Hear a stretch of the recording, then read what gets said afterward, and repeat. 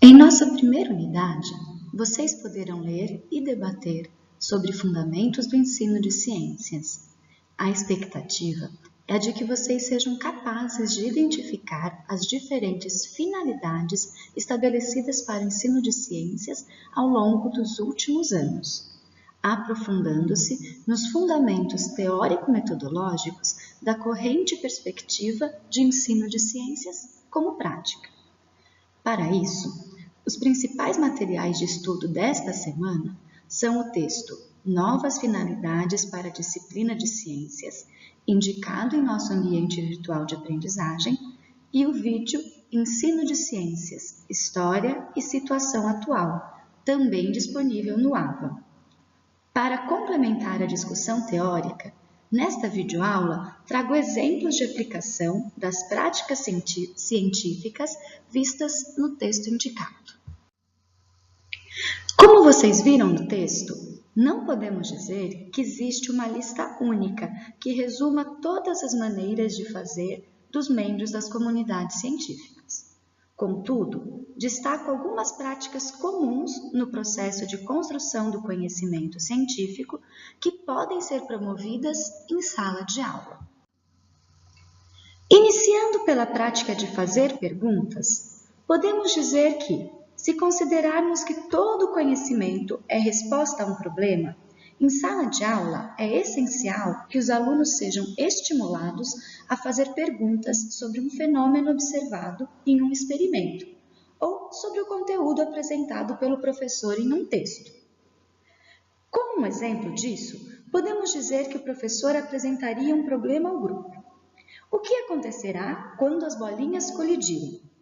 Se pensarmos em uma turma de segundo ou terceiro ano, essa resposta poderia ser respondida pela experiência prévia ou por experimentos simples em que o foco estaria na mudança de velocidade das bolinhas coloridas que passariam do repouso para o movimento, em consequência da colisão com a bolinha branca. Alunos do quinto ano já poderiam ser estimulados a empregar termos próprios da física, como energia. Para tanto, o professor deveria fazer perguntas que guiassem a construção de explicações, que ajudassem os alunos a retomar o que já é conhecido, ou mesmo que permitissem que eles testassem as hipóteses. A nossa segunda prática se chama desenvolver e utilizar modelos, e está relacionada ao uso de simulações pelos cientistas para explicar o mundo natural.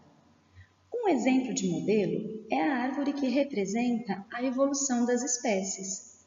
Uma vez que ninguém esteve no ano zero, não podemos ter certeza de que a evolução das plantas e animais aconteceu como os cientistas acreditam que tenha acontecido. Porém, a partir de fósseis, da análise do DNA e da observação de semelhanças e diferenças entre indivíduos, foi possível criar um modelo explicativo, uma representação do que deve ter acontecido. Em sala, os alunos deverão conhecer modelos construídos pelos cientistas, mas é importante que o professor destaque que esses não são absolutos, mas sim inferências a partir das pistas coletadas por meio de pesquisa.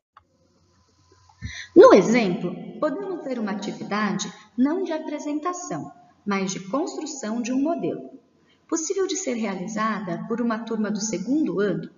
Nessa atividade, os alunos são convidados a criar um desenho ou diagrama que represente como os animais podem influenciar na dispersão de sementes. No modelo, temos uma capivara, que ao se alimentar, ingere a polpa e semente da fruta. Mais tarde, ao defecar, o animal elimina as sementes em uma região distante daquela em que se alimentou, ou seja, de onde o fruto foi gerado, contribuindo para a dispersão das sementes. Passando para a prática de planejar e executar investigações, apresento um exemplo de atividade que poderia ser realizada com o primeiro ano. Nessa atividade, o professor questionaria o grupo se objetos diferentes têm o mesmo efeito no trajeto realizado pela luz, ou seja, se são o mesmo tipo de obstáculo. A partir desse problema, os alunos buscariam planejar e conduzir investigações para determinar o efeito de colocar objetos feitos com diferentes materiais no caminho de um feixe de luz. Nesse processo, discutiriam e mapeariam variáveis relevantes para o experimento, como cor dos objetos, transparência, superfície reflexiva. Para anos mais adiantados, a mesma investigação poderia iniciar com a identificação de conhecimentos já estabelecidos pelo grupo, como, por exemplo, o vocabulário que envolveria termos como luz, sombra, penumbra, reflexo, entre outros. O importante é que, em todos os casos, o professor conduza os estudantes no levantamento e teste de hipóteses, na observação dos fenômenos e no registro dos dados. Como esses dados não falam por si mesmos, os cientistas usam uma variedade de ferramentas para identificar os recursos e padrões significativos nos dados. Aproximando a prática de analisar e interpretar dados da sala de aula, podemos pensar em atividades em que os alunos sejam levados a analisar informações para procurar padrões ou para testar se essas são consistentes com uma hipótese inicial. Para tanto, o professor cumpre um papel essencial ao apresentar e ensinar os alunos a como utilizar planilhas, bancos de dados, tabelas ou gráficos para organizar os dados. Em nosso exemplo, temos uma atividade na qual os alunos são desafiados a analisar e interpretar dados em busca de evidências de que plantas e animais têm características herdadas de seus pais. Como estamos pensando em atividades para os anos iniciais do ensino fundamental, essa avaliação não incluiria mecanismos genéticos, de herança e predição de características, mas a observação de imagens de diferentes espécies, animais e vegetais. Essa observação pode ser acompanhada da construção de uma tabela para registro de semelhanças observadas que poderiam, portanto, ser herdadas. Bastante atrelada ao trabalho com dados, nossa próxima prática envolve utilizar pensamento matemático e ferramentas computacionais. Para o trabalho das comunidades científicas, a matemática e a informática são ferramentas fundamentais para representar variáveis e seus relacionamentos. Por envolver cálculos e uso de ferramentas mais complexas, essa prática é mais facilmente desenvolvida nos anos finais do ensino fundamental, como na atividade exemplificada aqui, na qual o grupo deve medir e representar quantidades para fornecer evidência de que, independentemente do tipo de mudança que ocorre quando se aquece, se resfria ou se misturam substâncias, o peso total da matéria é conservado. Esse experimento simples poderia ser realizado com uma mistura de leite, ora frio, ora quente, e achocolatado.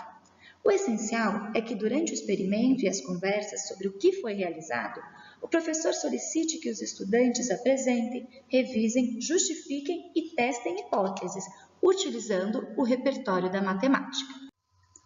Além dos experimentos, os alunos podem coletar informações de vídeos ou textos. Uma das principais práticas da ciência é a comunicação de ideias e resultados de investigação, oralmente ou por escrito. Para vivenciar essa prática em sala, os alunos devem utilizar palavras, tabelas, diagramas e gráficos para comunicar sua compreensão ou para fazer perguntas sobre um fenômeno em estudo. Além disso, é importante que os alunos leiam textos científicos, para que se acostumem com o vocabulário específico e o formato desse gênero. Nesse processo, os alunos são estimulados a ler notícias sobre ciência ou tecnologia de maneira crítica, de modo a identificar seus pontos fortes e fracos. Para isso, dispomos de sites e revistas de divulgação científica que podem ser utilizados pelos estudantes. As práticas vistas até aqui conduzem à construção de explicações. Como vimos no texto, o objetivo da ciência é a construção de teorias que possam fornecer explicações sobre as características do mundo. Uma teoria se torna aceita quando se mostra superior a outras explicações, na amplitude dos fenômenos por ela explicados e em sua coerência explicativa. A fim de viver essa prática em sala de aula, os alunos devem ser estimulados a construir suas próprias explicações de fenômenos, usando seu conhecimento teórico. O grupo também deve ser desafiado a usar evidências e modelos para apoiar ou refutar uma explicação de um fenômeno, bem como a identificar lacunas ou fraquezas nas explicações próprias ou de seus colegas. A construção de explicações não é uma prática simples, pois exige a articulação de dados das observações feitas, dos textos lidos. Por isso, é fundamental que o professor solicite todo o tempo que os estudantes apresentem, revisem, justifiquem, avaliem hipóteses, indicando inconsistências e ajudando-os a elaborar explicações mais completas. Notem que durante toda essa aula me referi à ação do professor junto ao grupo. Isso porque não é interessante que os alunos trabalhem de forma isolada durante as aulas de ciências. Se falamos da prática da comunidade científica, devemos pensar nossas aulas como ambientes de trabalho coletivo, seja em pequenos agrupamentos, seja em grandes rodas de conversa. Dessa forma, se, por exemplo, uma turma de terceiro ano for desafiada a usar evidências para apoiar a explicação de que as características de um ser vivo podem ser influenciadas pelo ambiente, tanto a observação quanto a coleta e análise dos dados, quanto a construção das explicações devem ser realizadas em grupo. Em nosso exemplo, os alunos observariam uma árvore que cresce em ambiente natural e outra criada sob a forma de bonsai, debatendo como a ação do homem contém o desenvolvimento da árvore, mantendo esse indivíduo em miniatura. Chegamos, por fim, à nossa última prática: engajar-se em argumentações baseadas em evidências. Na ciência, o raciocínio e o argumento são utilizados para construir explicações. Os cientistas devem defender suas explicações, formular evidências baseadas em dados, bem como examinar seu próprio entendimento à luz de novas evidências e críticas. Na sala de aula, o professor deve ajudar os alunos a construir argumentos, mostrando como os dados suportam uma alegação.